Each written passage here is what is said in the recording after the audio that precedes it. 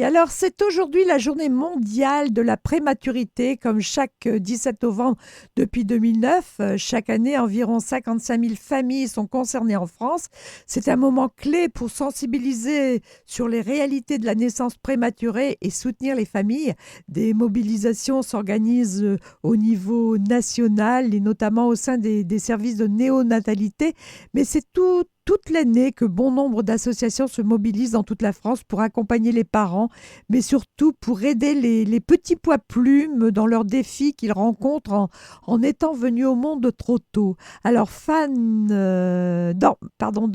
dans les Hauts-de-France, l'association Petites Mains Grand Cœur apporte aux parents et aux équipes soignantes l'aide la plus adaptée possible face à la prématurité. Je suis ravie d'accueillir à nouveau sa présidente, je dis à nouveau, oui, parce qu'elle en a déjà parlé de cette association au micro, Isabelle Dereux. Isabelle Dereux, bonjour.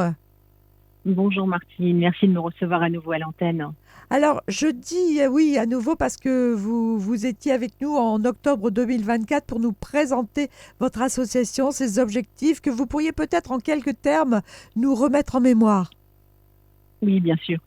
Notre association vient en aide aux bébés prématurés dans 12 hôpitaux des Hauts-de-France et l'un d'entre eux étant un petit peu hors du périmètre hors France puisqu'il s'agit de tourner en Belgique.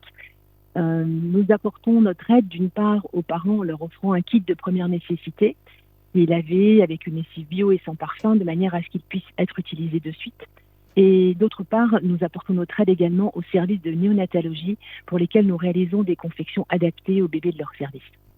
Alors, bien sûr, Isabelle, cette journée du 17 novembre est avant tout l'occasion de parler des naissances prématurées et recueillir des fonds pour améliorer la prévention de la prématurité, le suivi des grossesses et la prise en charge des familles. On n'oublie pas que tout ceci est essentiel et il y a d'ailleurs beaucoup à dire sur la prévention, mais ce n'est pas vraiment notre propos aujourd'hui. Et justement, avec vous, Isabelle, nous insisterons sur l'autre objectif de cette journée, l'accompagnement. Accompagnement du nourrisson pour qu'il s'en sorte au mieux, accompagnement des parents aussi, souvent démunis face aux soins médicaux nécessaires, et puis enfin accompagnement des équipes soignantes, toutes dévouées à ces petits êtres dès leurs premiers instants hors du ventre maternel. Alors votre premier geste, Isabelle, c'est d'offrir un trousseau confectionné par des petites mains. Oui, en effet, Martine. Mais je précise que les kits, on ne les offre pas directement parce qu'on ne souhaite pas du tout s'immiscer dans la relation entre le parent et le soignant. Ça, c'est vraiment important. Et ce sont les puéricultrices ou les infirmières qui vont le faire de notre part. D'ailleurs, parlons un peu du contenu de ce trousseau, si vous voulez bien. Donc, à l'intérieur, il y a une chose qui est vraiment extrêmement importante, c'est la couverture pour le pot à pot. Elle va servir très vite parce qu'on tend de plus en plus au niveau de la néonatologie à privilégier le zéro séparation, c'est-à-dire à ne pas du tout séparer le bébé de la maman ou du papa après la naissance. Les études ont démontré que c'était bénéfique pour le bébé. Et donc, maman ou papa, si maman n'est pas en capacité de le faire parce que parfois l'accouchement peut être un peu compliqué, au moment de la naissance, va prendre le bébé en pot à pot, donc la peau nue de la maman ou du papa avec la peau nue du bébé. Et la couverture permettra de l'envelopper d'une chaleur douce grâce à la matière utilisée. Parce que ce n'est pas seulement une couverture avec du tricot, mais elle est systématiquement doublée avec une matière très très douce adaptée à la peau du bébé. Mm. Alors justement, vous nous parlez du pot à pot, vous nous en aviez beaucoup parlé d'ailleurs la dernière fois. On explique que pendant 48 heures, les parents et les soignants sont encouragés à pratiquer le pot à pot avec les nouveau-nés autant que possible. Et c'est un véritable challenge et c'est vital pour le nourrisson, hein. Vous nous redites pourquoi, Isabelle? Oui, c'est très important et d'ailleurs ça va bien au-delà de 48 heures, hein. Et il y a des challenges qui sont réalisés par SOS Préma d'ailleurs qui va vraiment mettre très en avant ce principe de pot à pot parce qu'il va aider le bébé à réguler sa température et ça c'est vraiment capital. Il va l'aider également à gérer son stress et va régler, enfin va stabiliser son rythme cardiaque. C'est vraiment important pour son développement. Et donc ça va également bien sûr favoriser l'attachement. Plus le bébé fait du pot à pot et mieux son cerveau et son système nerveux sont consolidés et se développent. Mm.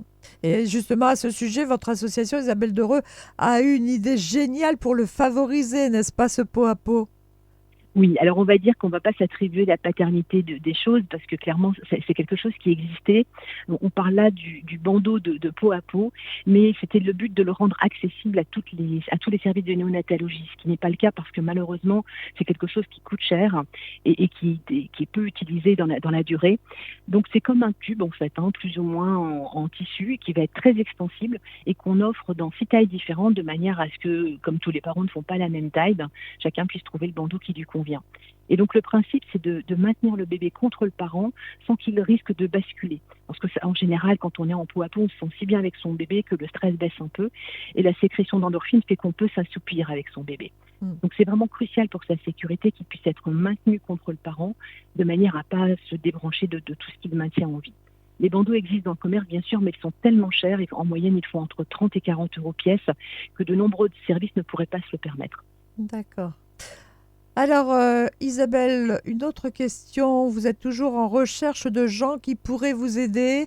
Les effectifs de bénévoles ont-ils grossi depuis la dernière fois, depuis notre entretien de la dernière fois, c'était en octobre, hein. Euh, Car la tâche, on l'a compris, est immense. Et d'ailleurs, à ce sujet, il nous faut préciser que malheureusement, nous sommes dans une situation alarmante, car la naissance prématurée concerne un nombre croissant de familles et je suppose donc que votre association est de plus en plus sollicitée. Alors, l'association, en effet, est de plus en plus sollicitée. Alors, c'est pas tellement lié au nombre croissant parce que le pourcentage est plutôt stable, mais c'est parce que nous occupons de plus en plus d'hôpitaux. Et donc, la demande envers notre association est croissante. Alors, on n'est pas trop mal, hein, faut se l'avouer, au niveau des bénévoles. On a 130 bénévoles au niveau de l'association. Mais quand on sait que l'année dernière, par exemple, on a offert 1271 kits, ça veut dire que dedans, dans un kit, il y a à chaque fois une couverture, une brassière et des chaussons. Donc, vous imaginez que les bénévoles, même à 130, tricoter 1271 couvertures et au moins autant cette année, puisqu'on en a déjà offert quasiment 1000 depuis le début de l'année. C'est vraiment important. Donc clairement, les tricoteuses qui ont vraiment un bon niveau de tricot et qui ont envie de donner un peu de leur temps sont toujours les bienvenues, mais aussi en particulier les brodeuses, hein, parce que les personnes qui font de la broderie machine sont assez rares et je dirais qu'elles sont toujours bienvenues au niveau de l'association. Et puis, peut-être pour en savoir plus, vos auditeurs pourraient passer nous dire un petit bonjour parce que nous faisons une porte ouverte le 6 décembre à Saint-Gain-en-Ouep. Donc, pour avoir les détails de cela, j'invite vos auditeurs à regarder sur notre page Facebook où ils pourront voir le détail de l'événement. Alors, quand on n'a pas Facebook, Isabelle, quand on n'a pas Facebook, on peut. Donc, c'est le 6 décembre. Le 6 décembre à Saint-Gain-en-Ouep. Où exactement ? À la salle Chartil étant juste à côté de la mairie de Saint-Gain-en-Ouep. C'est facile d'accès, c'est facile pour se garer parce qu'il y a des parkings autour de cette salle. Et donc c'est une jolie salle vitrée et normalement on devrait nous voir un peu de l'extérieur parce que comme on met toujours un petit peu d'affiches et des choses comme ça, donc si vous voyez du orange et du vert qui sont les couleurs de l'association, et bien là vous pouvez dire ça y est, vous êtes arrivé chez Petite Main Grand Cœur. Voilà, Petite Main Grand Cœur, c'est le nom donc de votre belle association. Association Loi 1901, hein, ce qui veut dire que l'on peut aussi vous aider financièrement. Alors justement, vous nous rappelez vos coordonnées, le cas échéant, je vous laisse lancer votre appel ou votre message, hein, peu importe. Oui, tout à fait. Donc la fin de l'année approche et ce qu'il faut savoir, c'est que comme on est une association reconnue d'intérêt général, l'avantage c'est que les personnes qui nous font un don et qui sont par chance soumis à l'impôt peuvent défiscaliser, c'est-à-dire qu'ils peuvent avoir une réduction d'impôt. Donc pour un particulier, ça va être 66%. Donc par exemple, une personne qui va nous offrir 100 euros va en fait finalement ne donner que 34 euros puisque le reste sera déduit de ses impôts. Et pour une entreprise, ce sera de l'ordre de 60%. Donc c'est vraiment intéressant puisque on peut à la fois faire une super bonne action et participer beaucoup plus que ce qu'on met sur le montant du chèque. Voilà. En plus, j'ai retenu cette fois-ci que vous offriez des jolies choses, hein, puisque quand on parle broderie, c'est forcément joli. Oui, tout à fait. Alors c'est joli et ça sert pour les carrés odeurs en fait. Je ne sais pas si je vous en avais déjà parlé, Martine, mais les carrés odeurs c'est quelque chose de très important. Ce sont 2 carrés qui sont jolis et donc une face brodée. Alors, mais c'est pas le fait qu'ils soient jolis qui est important, c'est que l'un de ces des carrés va rester avec le bébé dans la couveuse, l'autre carré va être avec la maman et ensuite on alterne de manière à maintenir le lien olfactif mère-enfant. C'est très important parce que les bébés qui sont des extrêmes prématurés, qui vont passer de longues semaines en couveuse, seront malheureusement régulièrement séparés de la maman Et pour limiter cette sensation d'abandon, il est important de laisser l'odeur de la maman avec le bébé. Et voilà à quoi servent nos carrés odeurs et voilà pourquoi on a tant besoin de brodeuses avec nous. Hmm. Eh bien, oui, en effet, très très jolie action. Merci Isabelle. Alors, vous le savez, vous avez bien sûr votre place sur cette antenne. Encore merci à vous. C'est une journée un peu spéciale aujourd'hui pour vous?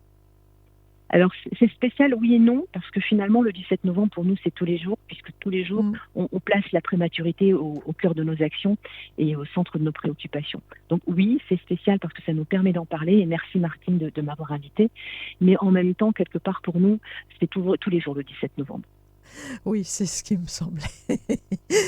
Merci à vous Isabelle et je vous dis quand vous voulez sur cette antenne. Merci. Avec plaisir Martine, merci beaucoup, à bientôt. Au revoir.